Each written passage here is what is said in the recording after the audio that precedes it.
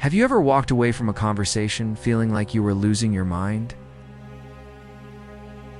One minute they're warm and loving, the next they're ice cold and distant. You ask what's wrong? They say nothing. But you know something's wrong.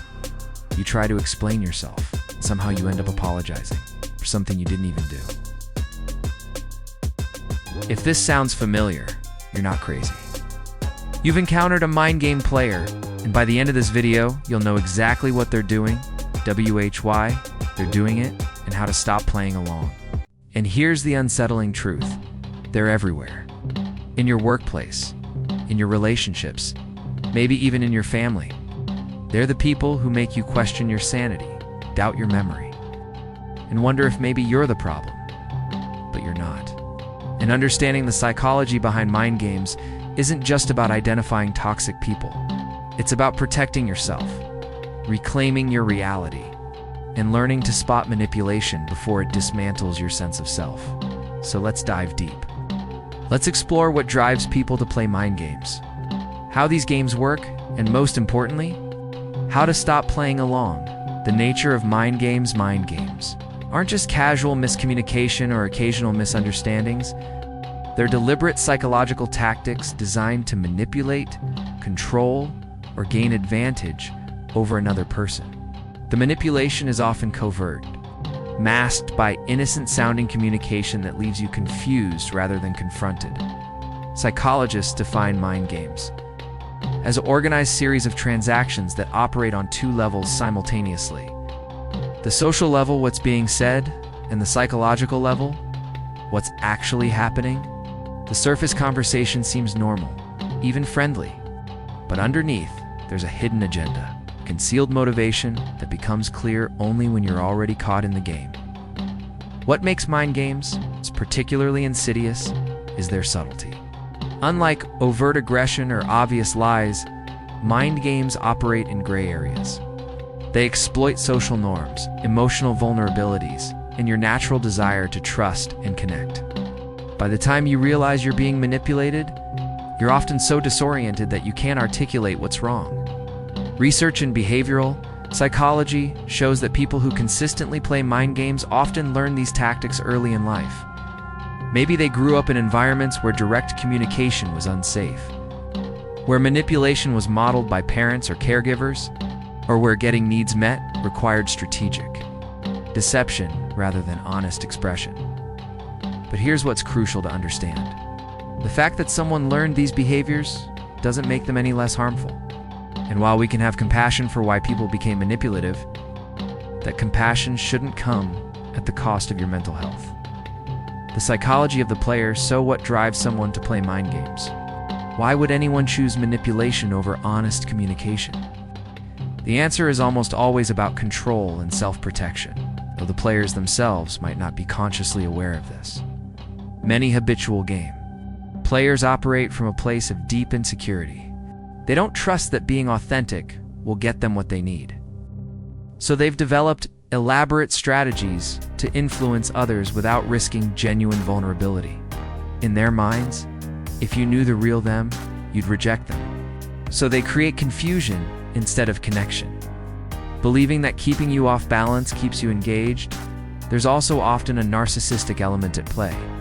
Not every mind game player has full-blown narcissistic personality disorder, but many display narcissistic traits, an inflated sense of importance, a need for constant attention and admiration, a lack of empathy for others' feelings, and a belief that rules apply to everyone except them. For these individuals, other people aren't full humans with their own inner lives. They're objects to be used, resources to be exploited, audiences to perform for. Mind games become tools for maintaining this dynamic, keeping others focused on the player's needs while never having to reciprocate. Genuine care. Studies in personality psychology have identified what's called the dark triad: narcissism, Machiavellianism, and psychopathy. People high in these traits are significantly more likely to engage in manipulative behaviors, including mind games.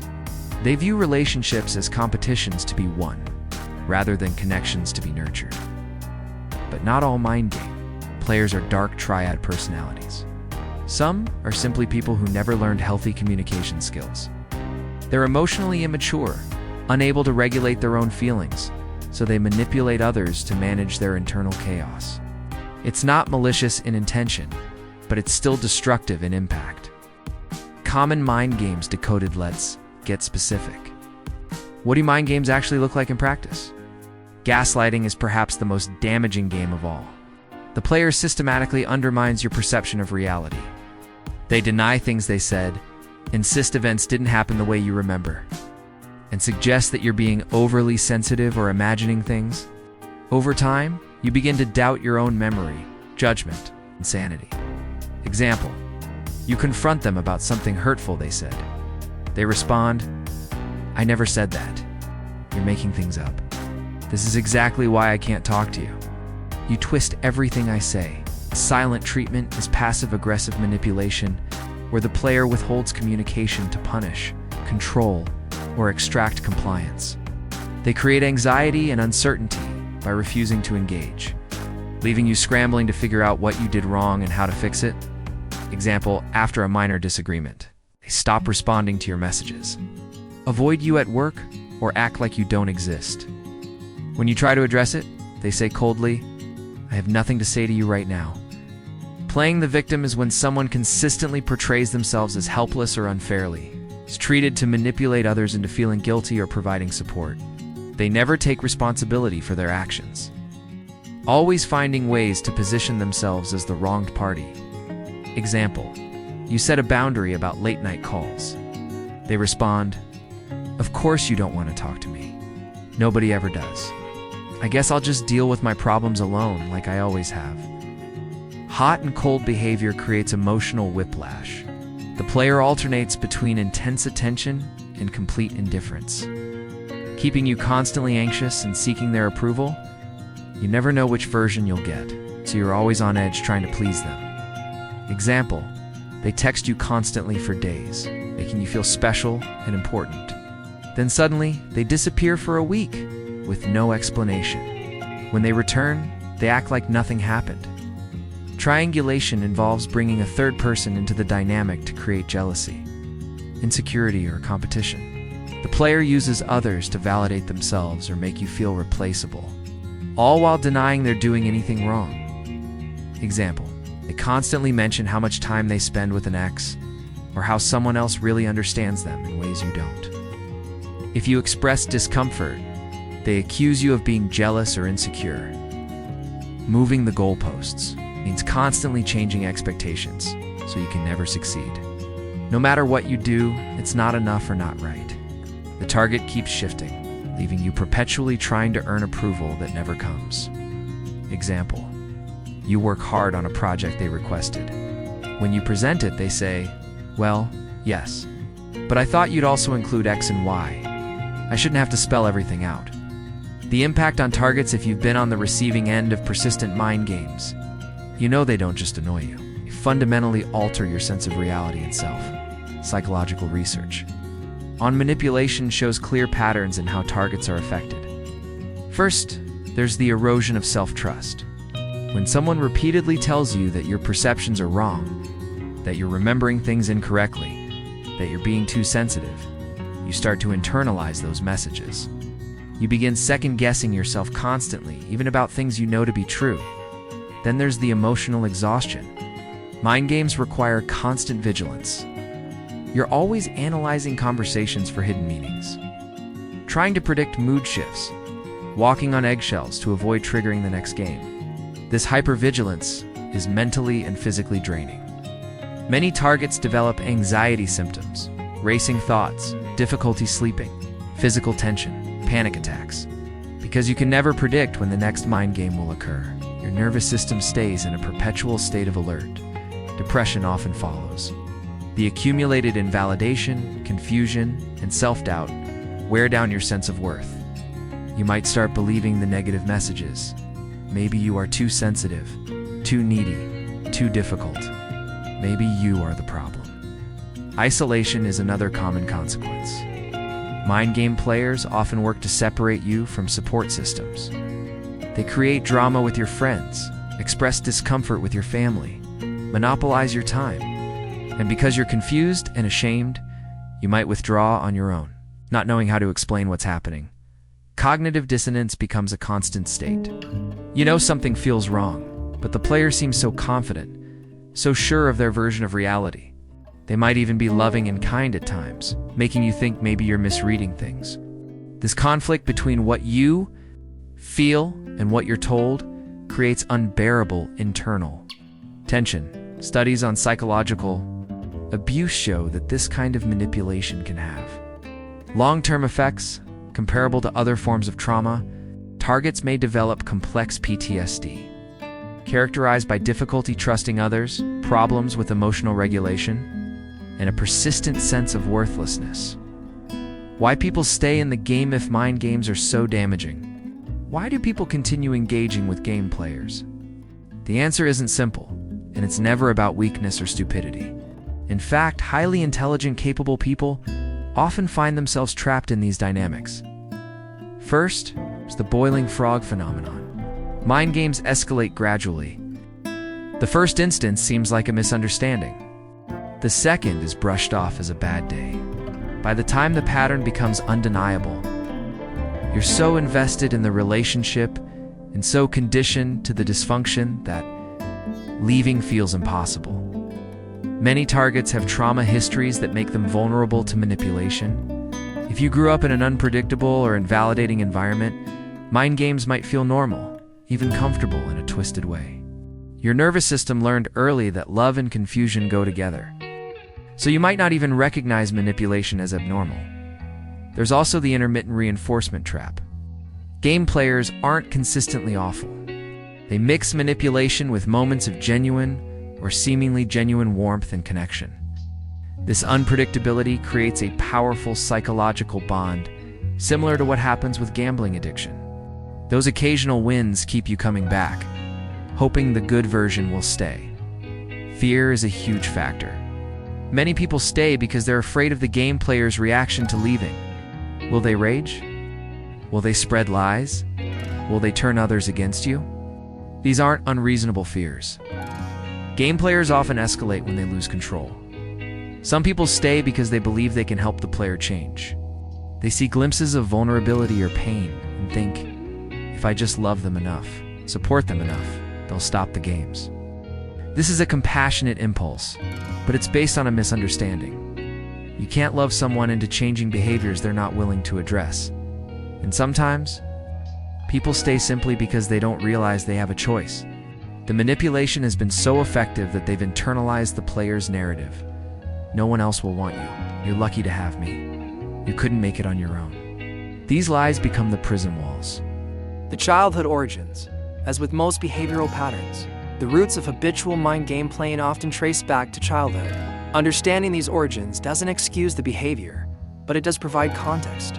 Many game players grew up in homes where emotional manipulation was the primary communication style. Maybe a parent used guilt trips, silent treatments, or gaslighting. The child learned, this is how people influence each other. This is what relationships look like.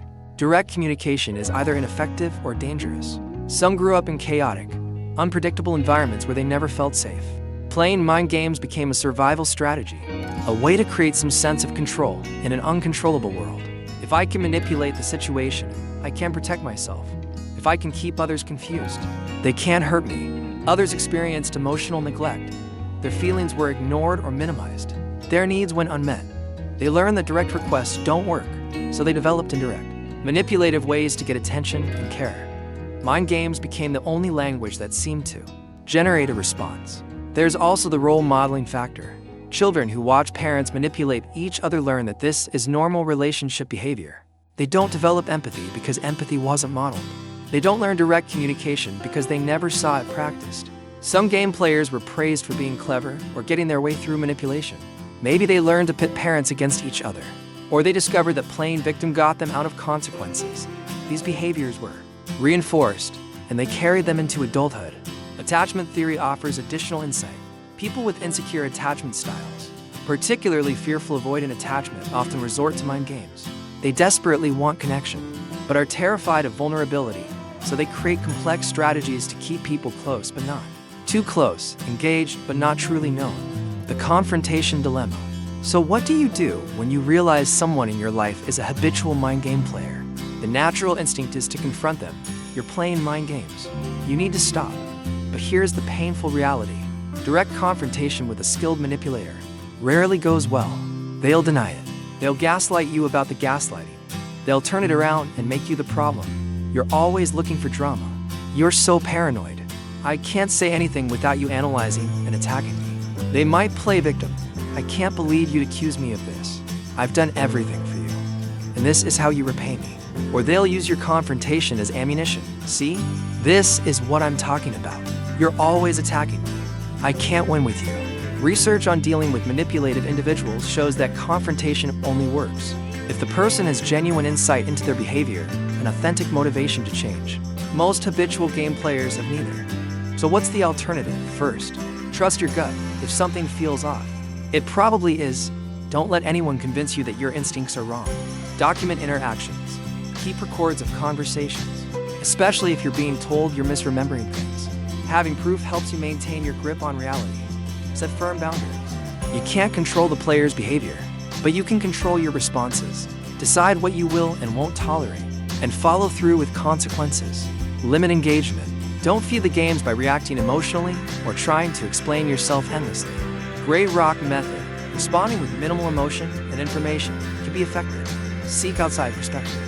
Talk to trusted friends, family, or a therapist who can help you see the situation clearly. Manipulators thrive in isolation, and sometimes the only winning move is to stop playing entirely. Leave the relationship. Create distance. Protect yourself. The gift of recognition. There's something powerful that happens when you finally recognize mind games for what they are. It's like suddenly seeing the strings on the puppets. The manipulation doesn't immediately stop affecting you, but you're no longer confused about what's happening. This recognition is itself a form of protection, because once you understand the game, you can make informed choices about how to respond. You're not reacting from confusion or self-doubt anymore. You're acting from clarity and self-protection. Many people report that learning about mind games felt like receiving permission to trust themselves again. All those times they thought they were going crazy, being insensitive, making things up. Suddenly they had validation. It wasn't in your head. It was real. You weren't the problem. This validation is crucial for healing, because psychological manipulation doesn't just harm you in the moment. It damages your relationship with yourself. You learn not to trust your own perceptions, feelings, and judgments. Recovery means rebuilding that trust. Understanding the psychology also helps you avoid internalizing the player's narrative. When someone gaslights you or plays victim, it's easy to start believing you're the bad person in the story. But when you understand these tactics as psychological maneuvers rather than reflections of reality, you can maintain your sense of self. There's also freedom in recognizing that you can't fix or change the player.